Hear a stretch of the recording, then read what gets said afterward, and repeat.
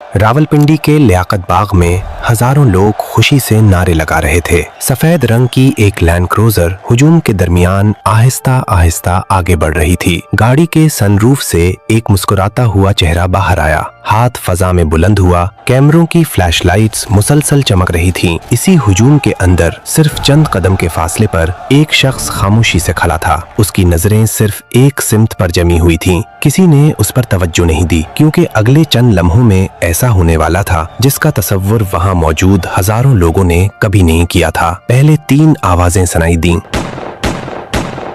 फिर एक हौलनाक धमाका, धुआं, चीखें, भगदड़, टूटे हुए शीशे, बिखरे हुए झंडे और चंद ही लम्हों में पूरा मंजर बदल चुका था। लेकिन असल सवाल ये नहीं कि इस शाम क्या हुआ, असल सवाल ये है कि क्या ये सब सिर्फ चंद सेकंड में हुआ था या फिर इसकी बुनियाद कई माह पहले रखी जा चुकी थी। आज हम सिर्फ एक हमले की कहानी नहीं सुनेंगे, हम उन वाकयात का सफर करेंगे जिन्होंने आहिस्ता आहिस्ता पाकिस्तान को इस मकाम तक पहुंचाया। ये कहानी शुरू होती है रावलपिंडी से नहीं, बल्कि सैकड़ों मील दूर दुबई के एक हवाई अड्डे से। अक्टूबर 2007, दुबई इंटरनेशनल एयरपोर्ट। सुबह के इब्तदाई औकात। हवाई अड्डे के वीआईपी लाउंज में गैर मामूली सरगर्मी थी। सिक्योरिटी एहलकार मुसलसल आमदोरफ्त कर रहे थे, सहाफी अपने कैमरे तैयार कर रहे थे, जबकि दुनिया भर के न्यूज चैनल्स की नजरें सिर्फ एक शख्सियत पर मरकूज थीं, बेनजीर भुट्टो। 8 साला जलावतनी खत्म होने वाली थी। वो पाकिस्तान वापस जाने की तैयारी कर रही थीं।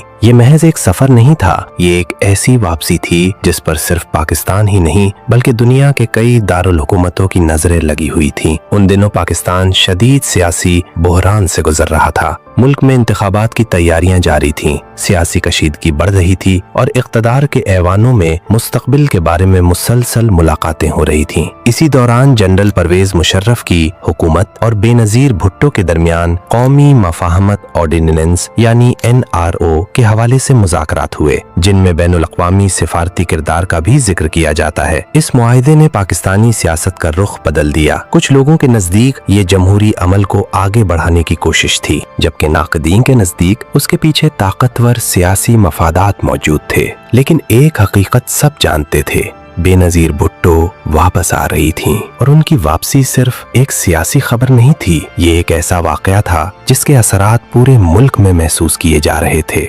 रवानगी से पहले मुख्तलिफ ज़राए से सिक्योरिटी खदशात की इत्तलात सामने आ चुकी थीं। इन इत्तलात में मुमकिना खतरात का जिक्र किया गया था और बेनजीर भुट्टो खुद भी मुतअद्दिद मौक़े पर अपनी सिक्योरिटी के बारे में तशवीश जाहिर कर चुकी थीं। लेकिन इसके बावजूद उन्होंने वापसी का फैसला तब्दील नहीं किया। चंद घंटों बाद जहाज पाकिस्तान की फ़ज़ाई हुदूद में दाखिल हो चुका था। खिड़की